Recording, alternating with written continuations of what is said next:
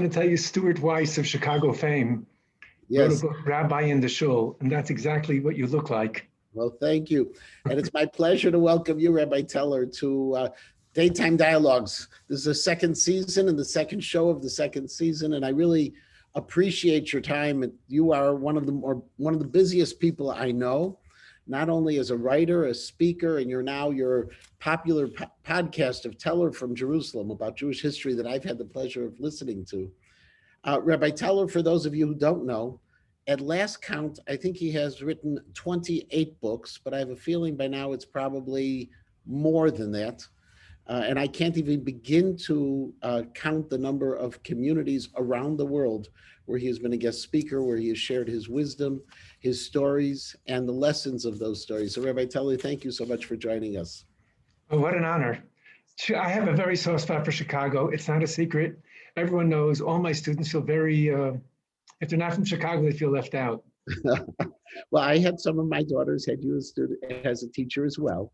And nieces. And yes, and nieces as well had you also while teaching. And so I guess let me just start from a simple thing. What brought you about to starting a podcast, and why on history of all things? Oh, okay. Because we have a very long relationship, and I'm got a flight to catch. I'm just going to go straight for the truth instead of thinking of something a little more ego gratifying. Since the pandemic, I do lecture very often. I travel to America or overseas, at least overseas meaning from Israel, every 3 weeks. And for 14 months, I didn't get onto a plane, and I had to pivot. And people had been urging me to do this podcast, and then I was considering what my expertise, as it were, is Holocaust. I didn't know if I wanted to do that. But I am concerned, because I'm a teacher, that the early struggle of the building of the state of Israel is history that is important for us to know that's not well known. And to make things very contemporaneous, I did three back-to-back podcasts. They've not yet aired yet. Interestingly, I didn't know this. I'm a newcomer. I'm a newbie. On radio, it airs, and in podcast, it drops. But anyways, they've not yet dropped. But I did about Hajj Amin al-Husseini, the Grand Mufti of Jerusalem. He makes my top 10 list of the worst evil people in the history of history. And only by studying about him, and it's remarkable how much I prepare. It's a 20-minute podcast about the history of Israel, and I'm spending in excess of 16 hours per episode. And in my research, I learned a lot about this very unsavory individual, and now everything, like they say in Yiddish, is geworden lichtig für die Augen. I understand so well what's going on now with Hamas, this idea of Al-Aqsa baloney, making up stories that have no stitch of truth and getting the Arab Street all riled up. It all has a history here. And it's following a pattern that is very successful. This man radicalized the Middle East. And as Golda Meir famously said, until the Arabs learn to love their children more than they hate us, we can't hope for peace. And I don't see that on the horizon. Which is unfortunate, and it's tragic to consider that. So to actually follow up a bit about this, in terms of Hamas. I'm so sorry, I just want to make sure that I answered your question. Why did I do it? I thought this was an important thing, and now I'm trying to vindicate that what I've learned through the history is so much, I understand better contemporaneous society, which is what history is supposed to accomplish. And so from that perspective, how does the mufti tie into what's happening today? Well, first of all, the Grand Mufti was a Nazi more than anything. He was a close ally of Hitler. When the British threw him out, he went to Nazi Germany. He went to the concentration camps.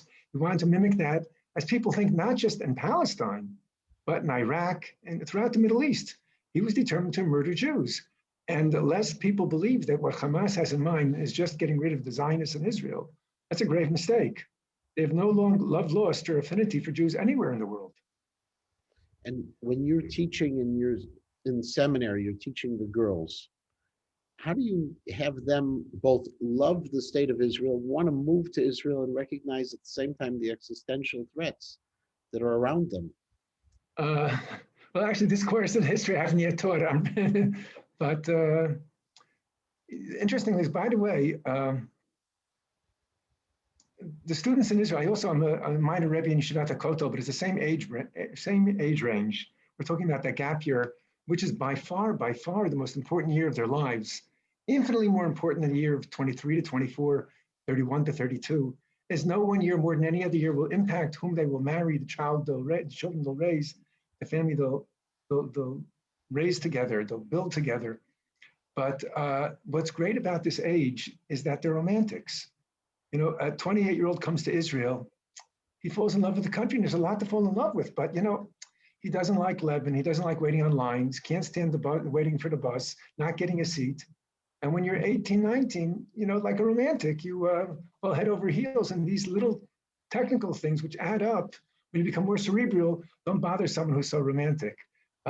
So you come to Israel, it's so wonderful to be among Jews, to caring with everyone. You know, even if a taxi driver overcharges me, I'm so happy it's going to a fellow Jew. And I think the girls really feel that. Interesting. So to go back to you for a moment, you were born in Vienna, and then you moved to Stamford, Connecticut. I remember once being in my office with your former principal, Elva Shalom, and he remembered you very fondly from bicultural Hebrew Day School. You then ended up finishing college in record time. A period You know, all the secrets. a little bit of time at YU, and then ended up in Israel at the Mir, learning with Reb Shlomo Zalman Auerbach over the years, and starting to write. I'm sorry, you left out a very important Chicago connection. I hope this doesn't sound too ego gratifying, but it is a historical fact. I learned with Rav Nosson Tzvi Finkel from Chicago longer than anyone. It sounds very impressive, but it's really not. It's a fact I learned him longer than anyone. I learned the entire yeshiva machzor with him. But what happened was, just to clarify, in my day, after learning with Nosson Tzvi Finkel from the Mir, you graduate, you went up to Rav Nachum. I didn't graduate, I just stayed with him. And so I ended up learning with him the longest. I was b'chabrusa with him for quite a while.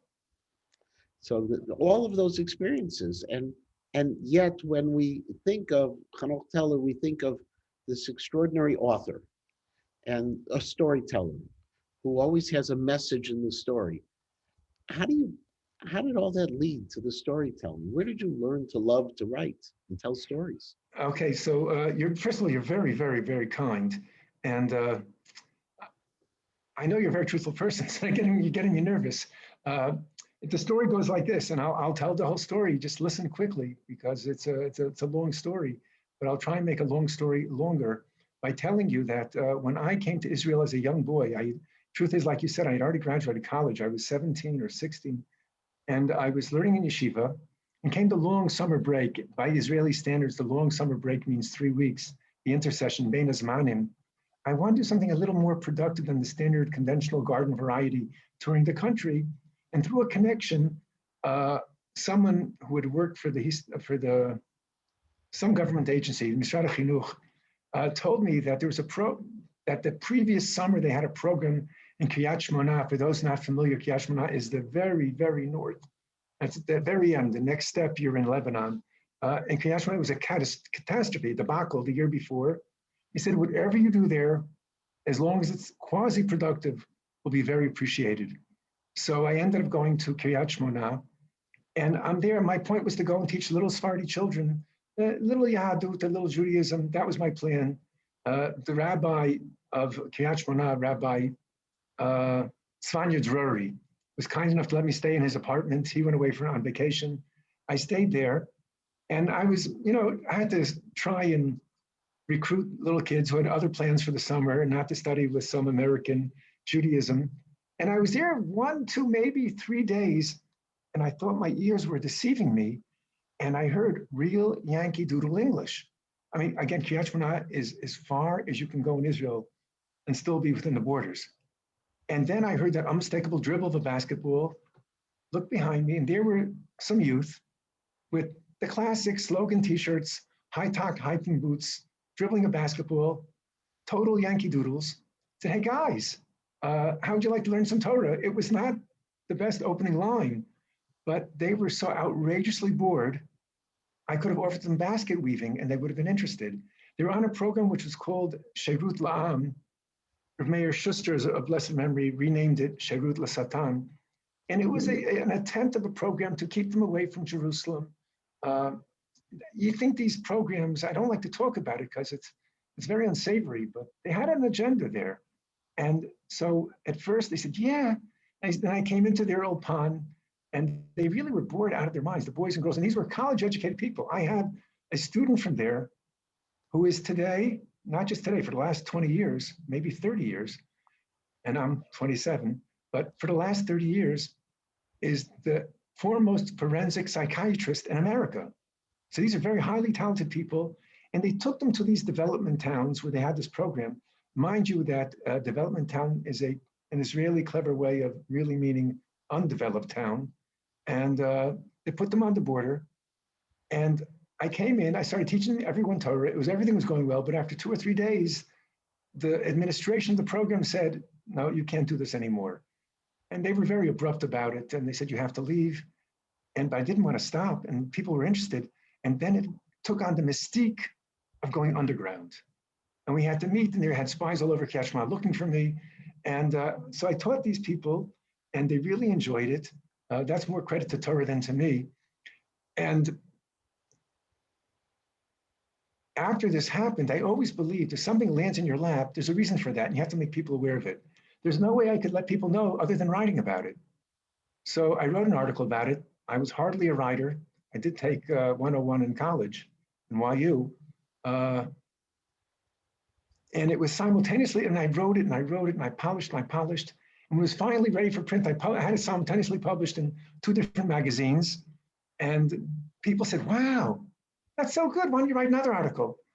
I wasn't intending to write, but they said, why don't you write? So I wrote another one. They said, hey, that's really great. Why don't you write another one? So I wrote another one. And then people are asking me to do reportage and signing me to write about this and that. And after a while, I discovered that my tendency or my nitiyah, my leaning in writing was more story-like. I'm thinking the Hebrew words when I say in English, more story-like. And I then started writing stories, and people said, hey, you wrote a story, tell us a story. No coincidence to the last name Teller. That's how it happened. So I started writing because of this event, and that launched my career. That was the watershed moment. So your first books were the Soul series? Correct. I remember when they came out, there was a revolution. It was a very different approach to, it was easy reading that had a great message to it. Thank you. In a way it was, there's so many copycats now, but at that time it was a new genre which didn't exist, and it was popular. And I think my writing has really, really improved over years. But in those days it was an open market. Whatever I wrote seemed to sell very well.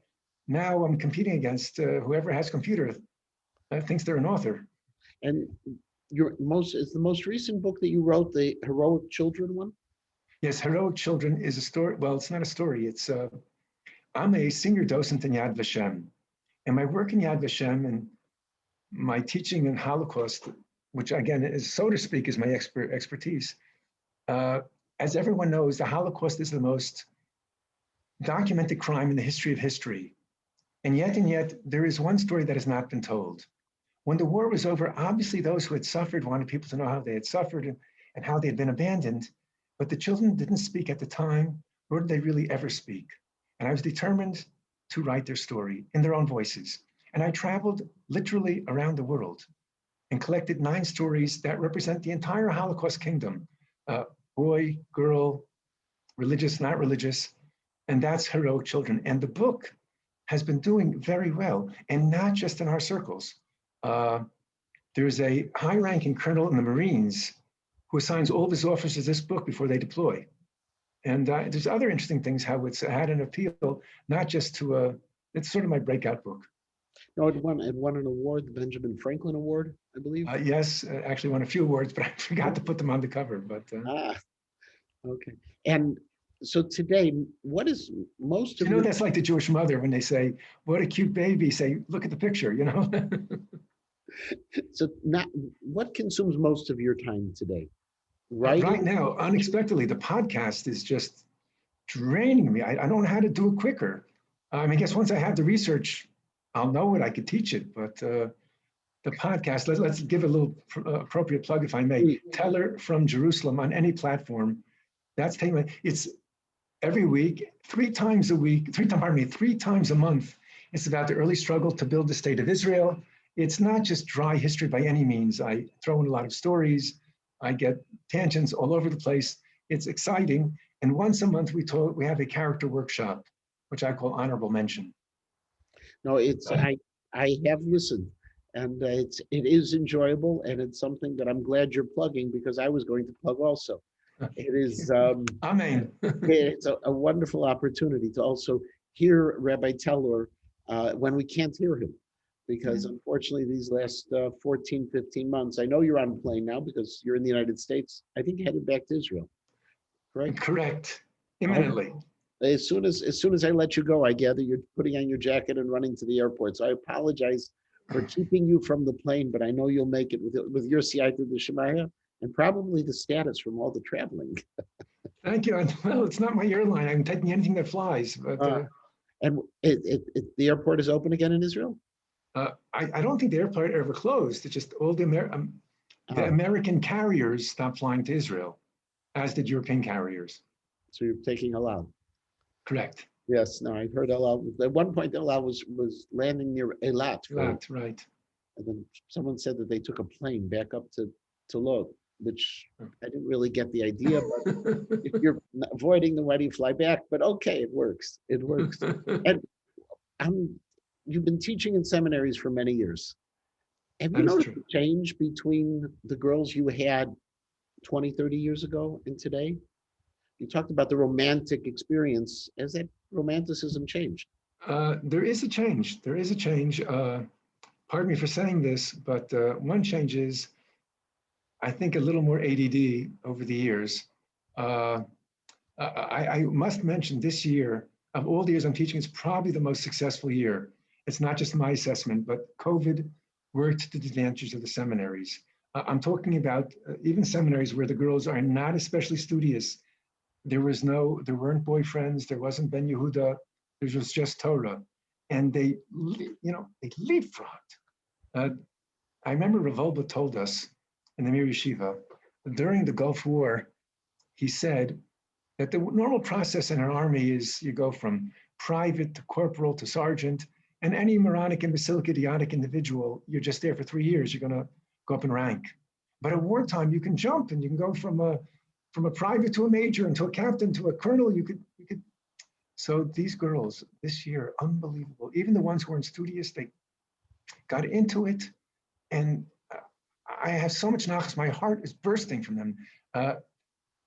Many schools required to give finals. I finally figured out most people don't like tests, so I have to make presentations, and I just sit there crying.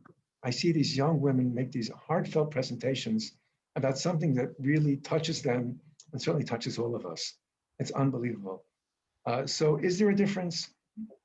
One thing is, I have to eat all my words for this year. I just think, as a rule, all the distractions of the cell phones and the social media has been a great distraction. This year, I guess the best proof is that they've had less distractions and they're way back up where they belong. Because it is changing. And, I feel like we're in a bit of a battle to continue to have students go for the year in Israel. There are schools where the numbers have gone down. Fortunately, at Ida Crown, they continue to be stable, and even this coming year, they're going up a little bit, the numbers. But Going to Israel, you mean? Going to Israel, yeah. But, well, that's Chicago. I mean, Chicago, that's one of the reasons I love it. It's such a strong Zionist community where Zionist really means something. The other city, where do you think is the other city where it really means something? I was going to say other cities. Cleveland. What? Right, Cleveland, and one more. Toronto. Perhaps, but my other city is London. Oh, really?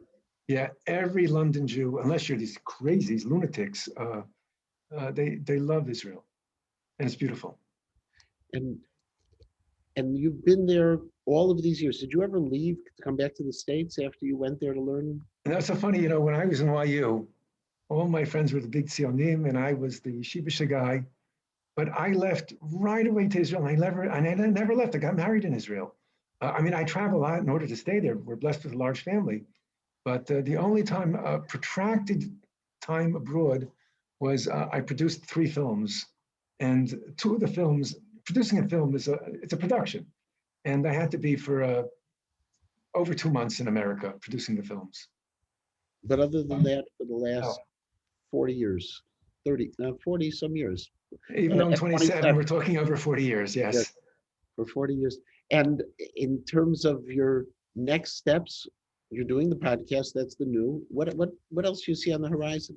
Uh, as far as Hanoch Teller? There's Hanoch Teller, yes. Yeah, okay, so I'm writing a book. I always prefer not to talk about something till it's done.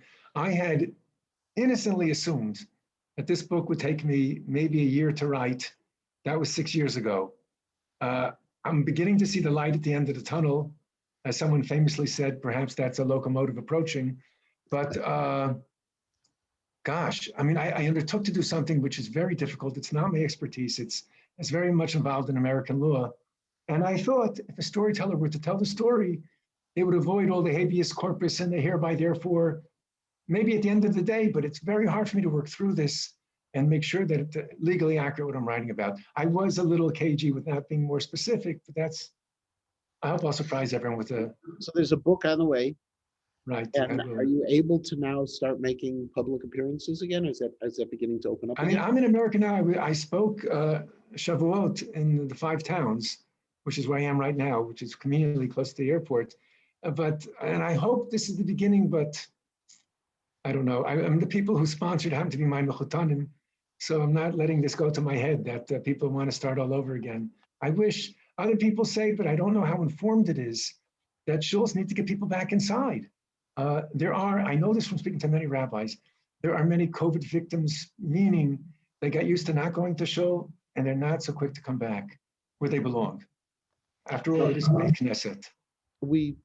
We've seen it. I think I've talked to colleagues all around the United States where we see there's a certain cohort, one, the older cohort who are nervous, and then the generation, the millennials who have very young children and whose husbands and wives share responsibility for raising children. And if the wife couldn't come to shul with the children, then the husband didn't come to shul with the children. And so a dear friend of mine told me the way we'll get people back into shul in America is to make sure the youth programs are built up. And then the truth is that I spoke in this very, very nice shul in Lawrence, Shabbat and Yom Tov. And I worked very hard. I really prepared. I always try and prepare very hard. But I think the most successful program was I had a story hour for children. So, and it was children of all ages. So that got the largest attendance. I think they wanted to come out and hear something. And there people are starting. I saw it over Shavuos in my shul, and I've heard others as well. People are starting to come back. It's a different normal. We're not going to have some of the pomp and circumstance of American synagogues will be a thing of the past, will continue to disappear. But people are social and they want to come together. I guess the last thing that's going to be is probably where you're headed off, and it's the people of the JFKs. I don't know if you know the JFK terminology. Unfortunately, I do, yes. Yes. So you're probably headed to JFK, and we're hoping for the JFKs to return to shul as well. For those who don't know it, that's the just for Kiddush. But even the people who come just for Kiddush, it's important that they come. And we want to make sure they start returning as soon as we start having Kiddush again. Okay. Last thing before I let you go to the airport. What's the biggest lesson you've learned out of this last 14 months? Just the fragility of man. It's just the constant, and unfortunately, like all Musar lessons, you get used to it over time and it becomes, you get too used to it. Then we had this great wake-up call with the passing, and the truth of the matter is, when Donnie Morris passed away, Donnie Morris, I assume your audience is familiar with, a kid from a great kid from a great family, from a great community.